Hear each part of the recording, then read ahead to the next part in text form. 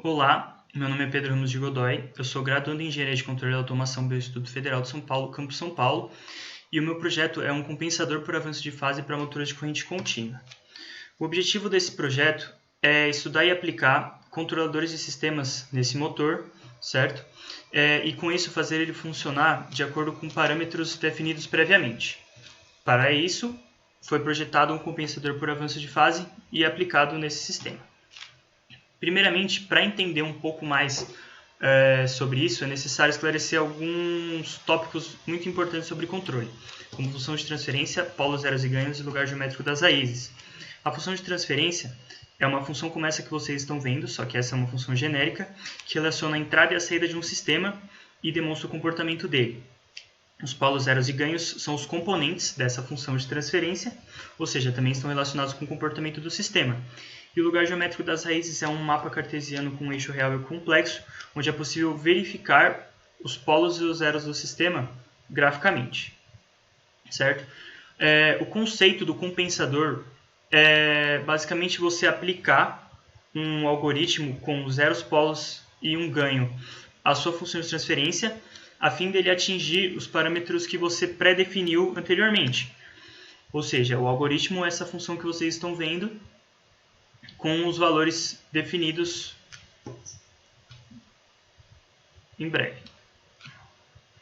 Para o desenvolvimento do projeto, primeiro é necessário identificar a função de transferência do seu sistema, ou seja, para o nosso motor é essa, como vocês estão vendo.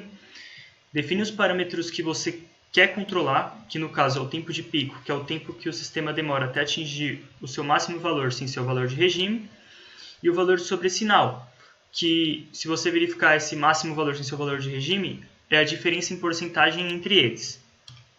Com esses valores definidos, você calcula variáveis para atingi-los. O próximo passo é identificar os polos do seu sistema e qual é o seu lugar geométrico das raízes, que no caso, para o nosso motor, é esse, com um polo em menos 100 até o infinito.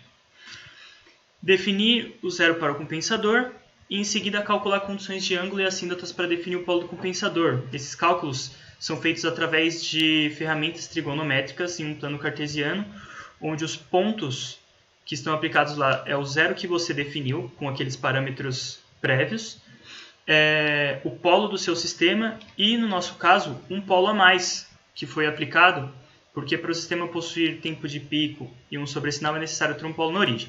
Então, o nosso zero é definido 268,41, nosso primeiro polo é 0 e o segundo polo que foi calculado é o de 1001,6.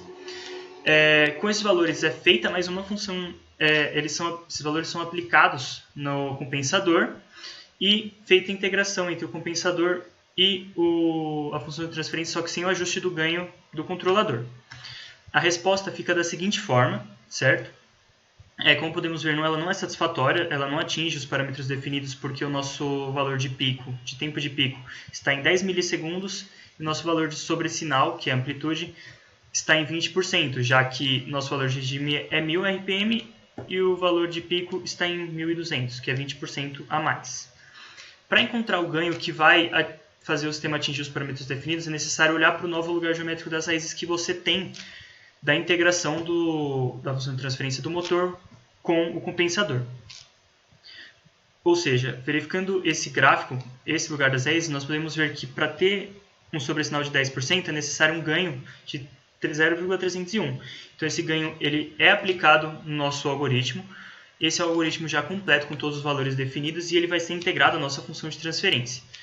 Feita essa integração, o comportamento do sistema fica da seguinte forma.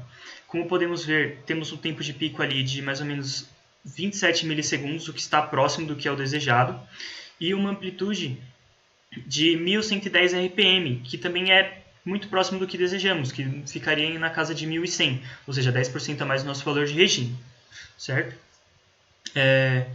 Então, para concluir, nós podemos verificar que o controlador projetado atingiu todas as expectativas. É claro, existem aproximações, ou seja, por isso o valor não fica tão próximo do definido, mas já é muito satisfatório, certo? E para uma melhoria nesse sistema é necessário aplicar algum controlador mais potente, como PIDs e afins. Agradeço pela atenção de todos e adeus.